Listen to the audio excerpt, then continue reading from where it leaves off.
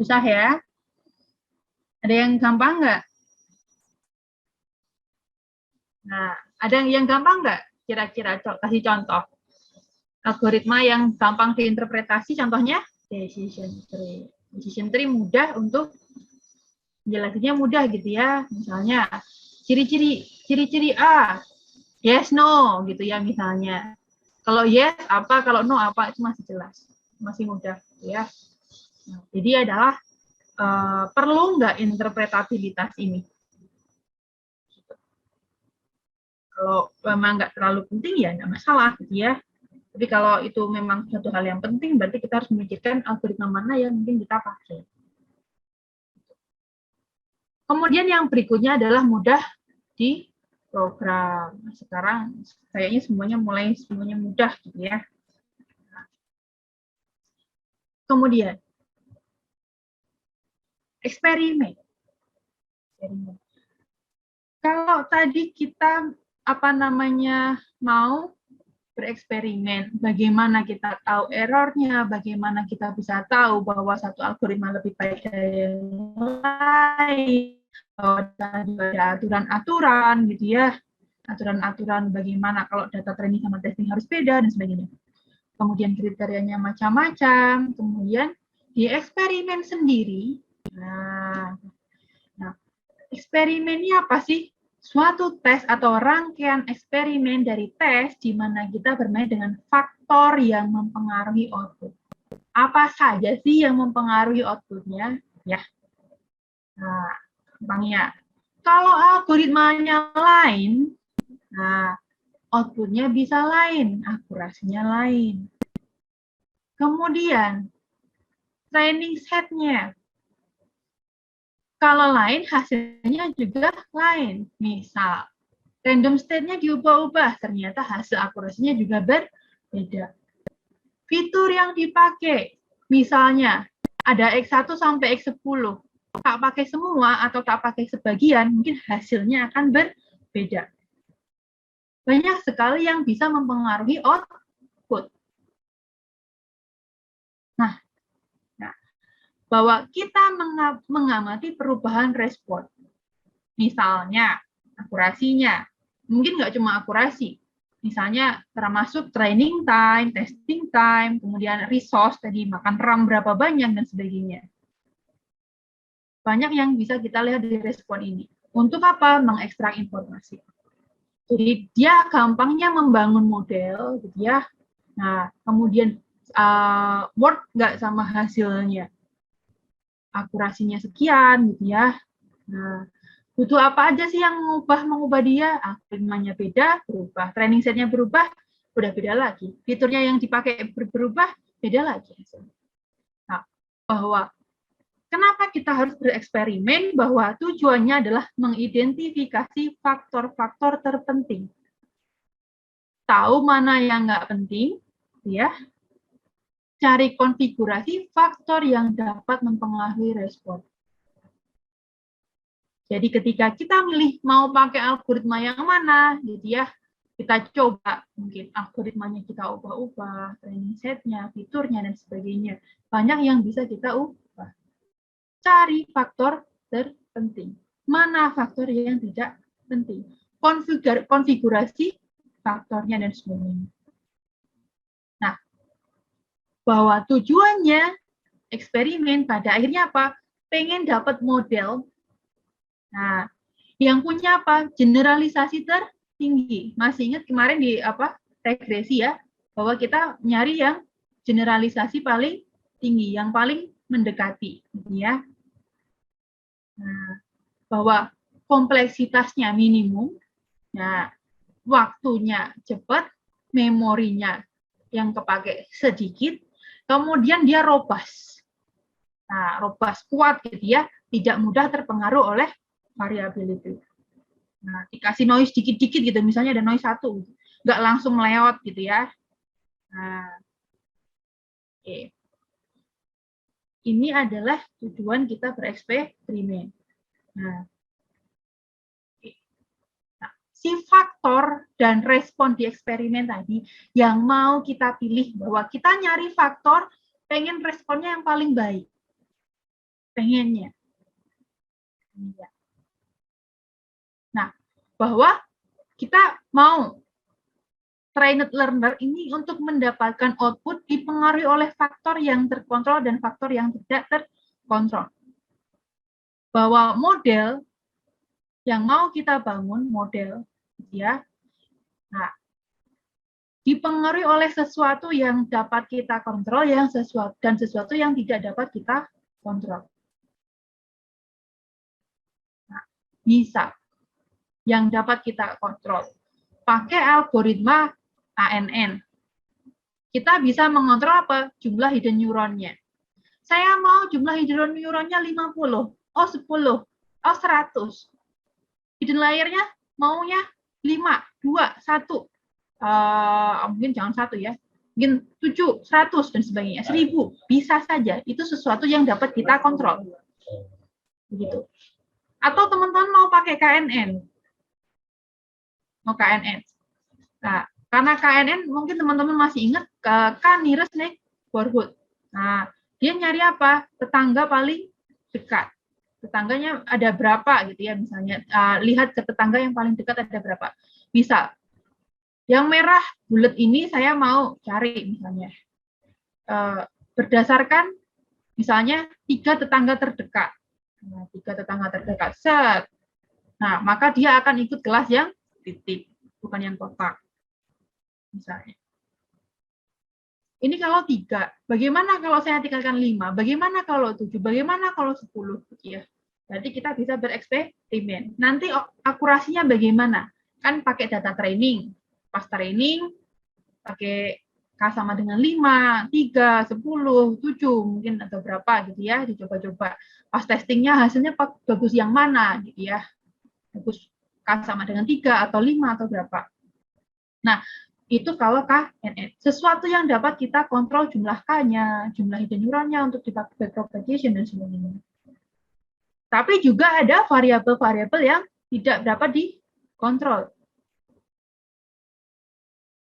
Nah, ini variabilitas pada proses. Contoh, kalau datanya memang punya noise, dan mungkin kita nggak aware, sebenarnya dia noise. Nah, cuman mirip-mirip banget sama yang real gitu ya. Nah, mungkin nggak kedetek gitu ya. Nah, kemudian resampling saat training, sampling ulang, sampling, apa namanya random, balikin, ambil 4 gitu ya misalnya. Nah, sampling saat training. Kita akan sampling gitu ya, ambil lagi beberapa. Kemudian sampling data training testing ini sampling. Kemudian randomisasi. Misalnya di ANN bobotnya adalah random misalnya. Nah, bobotnya random. Ini sesuatu yang tidak kita kontrol karena apa? Dari awal kita sudah bilang misalnya X adalah ren gitu ya. Misalnya kamu bikin apa namanya X itu adalah X1, X2, misalnya ini adalah bobot W1, W2, W3 sampai W10. Dia adalah ren, W. Bobotnya. W-nya adalah random. Berarti kita tidak bisa kontrol. Dia dapat angka entah besar entah kecil gitu. Misalnya randomnya antara 0 sampai 1 misalnya. Entah dapat 0,9, dapat 0,5, dapat 0,1 dan seterusnya. Kalau dilalah mendekati bobot aslinya mungkin akan cepat. Kalau menjauhi bobot aslinya gitu ya, dia akan lambat. Gitu. Ini adalah sesuatu yang tidak dapat dikontrol. Berikutnya, strategi eksperimen. Bisa. Nah, di strategi eksperimen, secara umum ada 3 macam. Ada best case. Maksudnya, tebakan paling baik, ini merasa paling oke. Tapi ini nebak ya, tebakan gitu ya.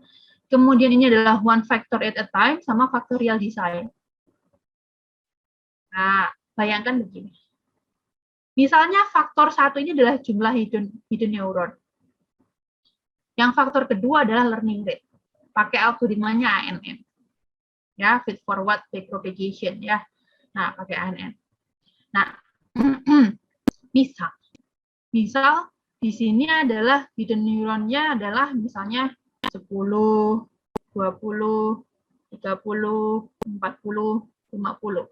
Nah, learning rate-nya di sini adalah 0,01, 0,02, 0,03, 0,04, 0,05.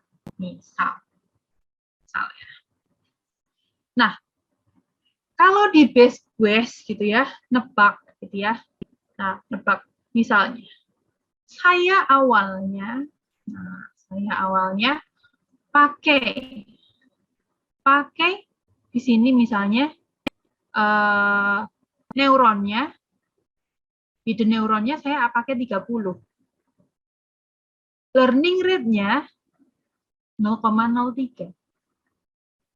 Oh, hasilnya kayak gini ya, misalnya. Akurasinya kurang nih. Akurasinya cuma misalnya dapat 65. Misal. Oke. Nah, kayaknya saya mau naikin neuron nih.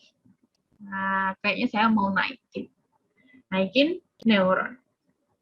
Neuronnya jangan 30 deh, 40. Nah, sekarang saya ubah. Neuronnya 40. Nah, learning rate-nya juga saya naikin 0,04 biar semakin cepat, biar nggak kelemotan gitu ya. Nah, karena saya naikin neuronnya tambah banyak, itu bikin tambah lemot gitu mungkin ya. Kemudian learning rate-nya kalau tambah kecil nanti tambah lambat. Kita cepetin biar seimbang 0,04. Kemudian hasilnya juga masih kurang bagus. Nah, apa namanya? Habis itu teman-teman misalnya turunin learning rate-nya 0,02. Oh, ternyata udah lumayan nih. Oke. Selesai. Nah, selesai. Maksudnya merasa ini sudah oke, kita ambil ini. Ini adalah base guess. Tebakan saja. Tadinya awalnya 30 0,03 dinaikin jadi 40 0,004. Nah, kurang bagus lagi 0,04-nya dijadiin 0,02. Nebak saja. Kira-kira saja. Perkiraan. Itu adalah base guess. Nah, berikutnya adalah one factor at a time. Satu faktor, satu waktu. Nah, di sini saya mau mengevaluasi hidden neuron 30 sama learning rate 0,03. Dan dengan kombinasi yang, maksudnya gini, hidden neuron 30, saya coba. Nih, di learning rate 0,01, 0,02, 0,03, 0,04, 0,05. Mana yang paling bagus? Mungkin dicari. Kemudian, kamu coba learning rate 0,03. Nah, coba di hidden neuron 10, 20, 30, 40, 50. Nah, nanti cari mana yang paling bagus antara ke sini dan ke sini. Gitu ya. Mana nanti yang paling bagus ya, gitu ya. Entah mana yang paling bagus. Nah, pokoknya yang dicoba ini sama ini. Masih mungkin nggak miss? Mungkin. Kamu nggak pernah nyoba di sini, 0,01 sama 10.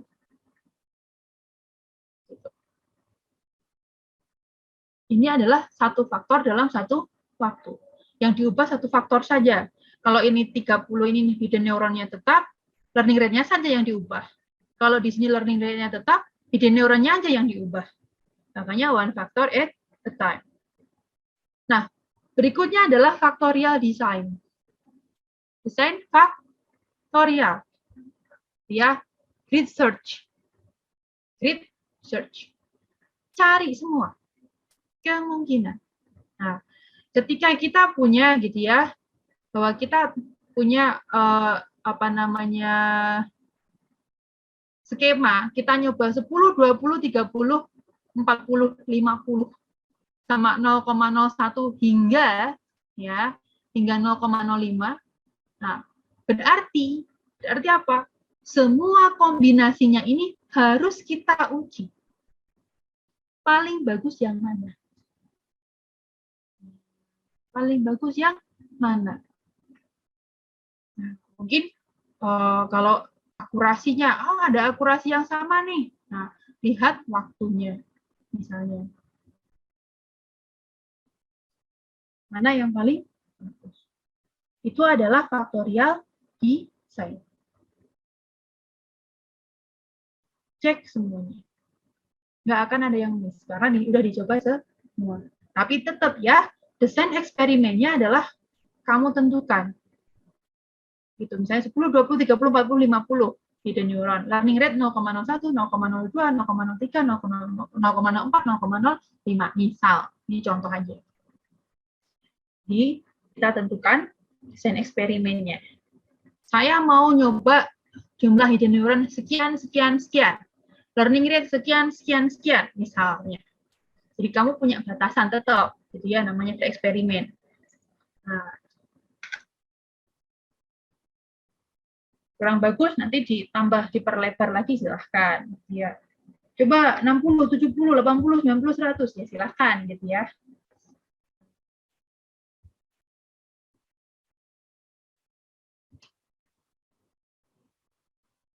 Best quest adalah setting yang kita yakini ya. Satu faktor. Nah, ini adalah faktorial design. Ini adalah namanya grid search.